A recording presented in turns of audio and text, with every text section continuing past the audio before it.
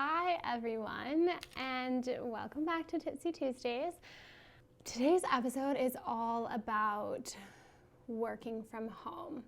So I actually had a few different projects that I wanted to air first in order, but with the times of the world right now, it just didn't seem fitting. So this one actually works out really well. I know so many people are staying in and working from home, so I'm going to share some tips on how to be the most productive and how to make that the best for you.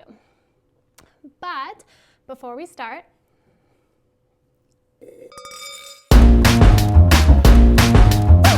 Tipsy Tuesdays has its very first sponsor, which is so exciting. Introduce to you Skillshare.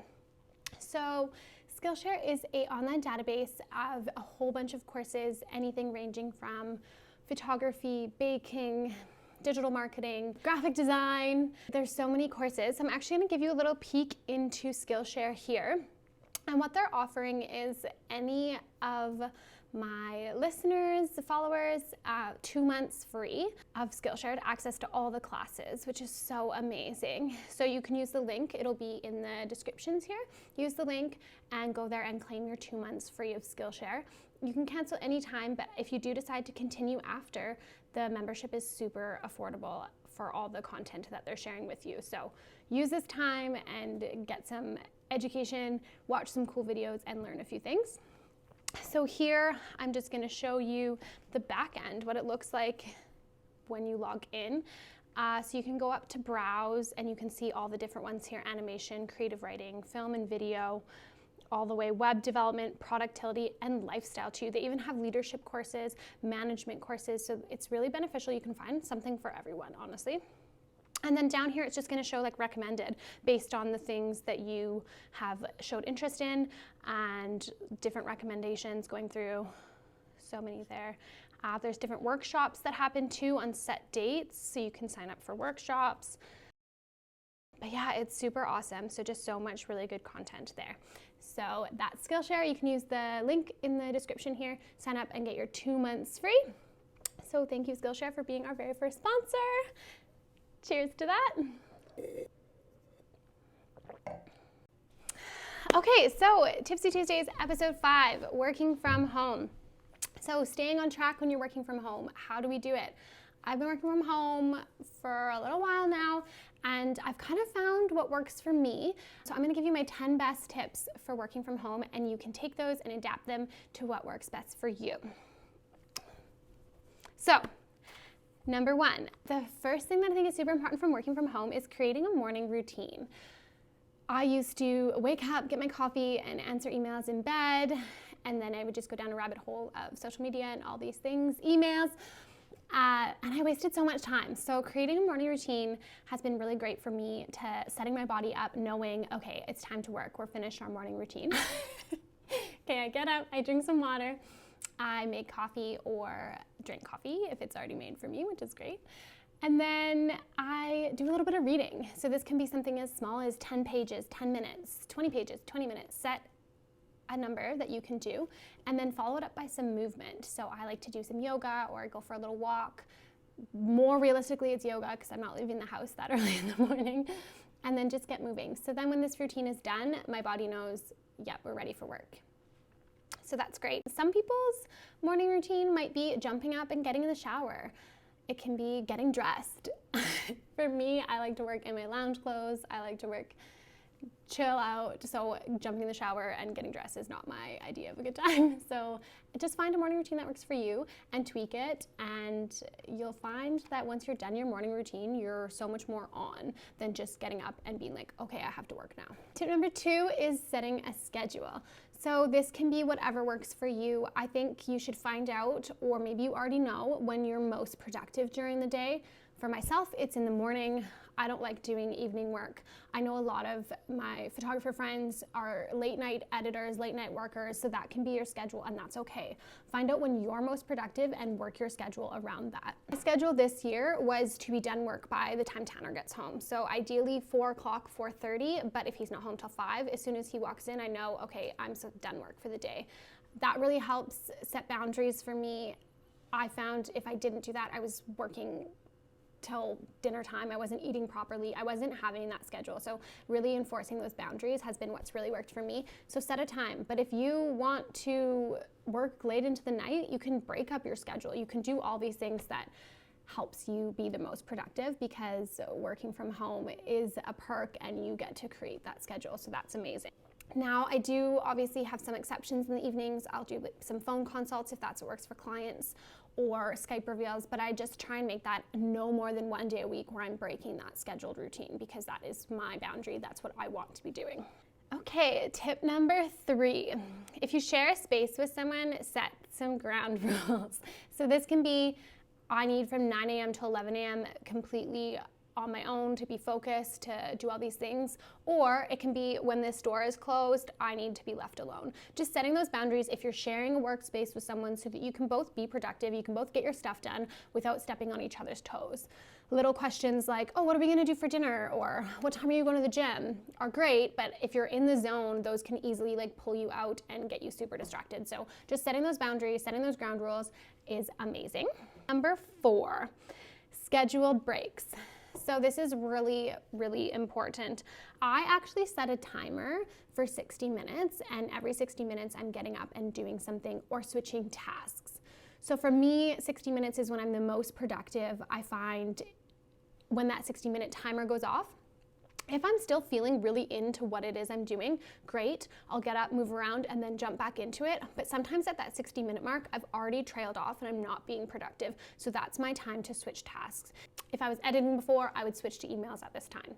So that's really awesome. They do say in studies that I've read that 20-minute intervals are the most productive.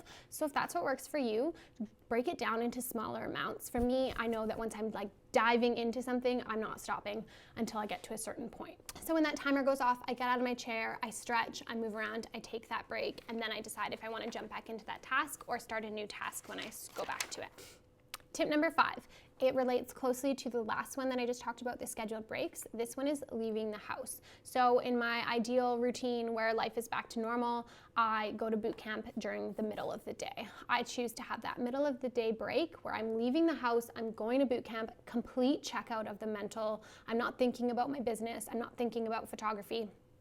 I'm just leaving it all there. And then when I come back, I have a few more hours to wrap up loose ends, finish up projects that I need to get done for that day. That works really well for me. But for you, that might not be ideal. Just leaving the house is huge. And if you can't leave the house, go into the backyard, open up a window, just take that time to breathe the fresh air, reset. The other thing that I like to do if I'm not going to boot camp is walk to the mailbox, check the mail at that time. Just get me out, moving. It's maybe a 2-minute walk to the mailbox, but it still gets me outside, which is really nice. Number 6. So having a dedicated workspace in an ideal world is the best. A place where you can go, like an office, you can go into the office when you're working, leave the office when you're done, and close that door so that you're not thinking about work when you're not supposed to be working, and the same, you're not getting distracted when you are supposed to be working. But this is my workspace right now, and it's in the middle of my living room. So just having that time where at the end of the day, I pack up my computer and I put it away so that my brain isn't staring at that computer when I'm not working, thinking, okay, I have to do this tomorrow, I have to do this tomorrow. Just being able to shut that off and put it away is the benefit to having a dedicated workspace. Okay, tip number 7 is making a list. I love lists. I have a list for the day, a list for the week, a list for the month, even a list for the year, and I break it down into really small tasks. I feel super accomplished when I tick off this task, and it's satisfying for me. So instead of doing, hey, I need to finish so-and-so's wedding, it's you need to call their wedding, you need to edit getting ready, you need to edit this, blog the wedding, send off the gallery, send sneak peeks, all just down into little chunks so that I can tick them off and go through, and it really just keeps me on track. Now again, lists aren't for everyone. These are just my top 10 tips. Some people are like, lists, I don't like them, but that's okay. That's the benefit, is you get to find out what works for you. If tasks don't work, other things you can do are reminders. Set reminders in your phone, have them go off during the day, even just something like take a break or finish this or email this person, call this person. Reminders can be super helpful for people too. Number 8. So you're working from home, so number 8 is take advantage of those work from home perks. If having a hot bath in the middle of the day is something you really, really value or you want to do, then do it. You're working from home, you have that benefit. If you want to bake cookies on your scheduled break, perfect, bake some cookies and then jump back into it. So just because you're working from home, you don't have to be locked into this desk at these certain times. You can make it work for you. Have a bath, bake some cookies, take advantage of those work from home perks. Number 9 is the difficult one for everyone, is stay off social media. So for me, I put my phone across the room. I can see it over there right now. And then I find myself, I'll even still go to grab for it and I know it's not there, and it's a mental check of me to be like, I'm not supposed to be on my phone right now, I'm not on social media. If you are working on a computer, is your work from home space, close the other browsers, close your personal email, close Facebook. You'll get an email come in on your personal email about a sale, and all of a sudden you're now online shopping or you're on Amazon. So that really helps. I just keep mine across the room because if I have it sitting next to me, I mindlessly go to grab it all the time. So I'm just trying to be a lot more conscious about making that separate, social media and working. Okay, number 10, the last tip I have for you for working from home is have an end of day routine. So as we started our day with our morning routine, we want to end with our end of day routine. This helps to shut your brain off and know, okay, I'm done working. This is the end of the day.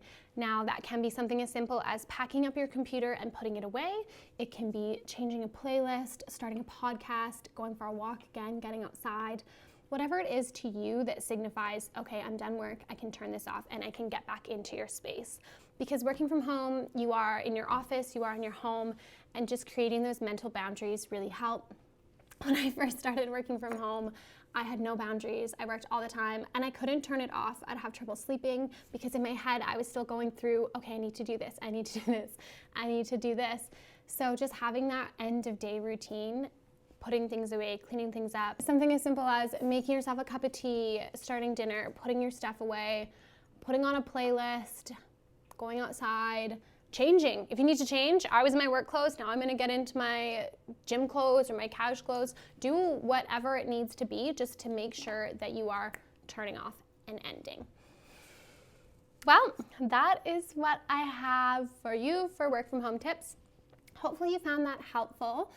If you like seeing what you're seeing, please definitely hit subscribe below. It lets future sponsors and sponsors that I have like Skillshare know that people find this content valuable and worth watching. So thank you so much. Cheers, and stay healthy, stay safe, and have a great Tuesday. Blah, blah, blah, blah.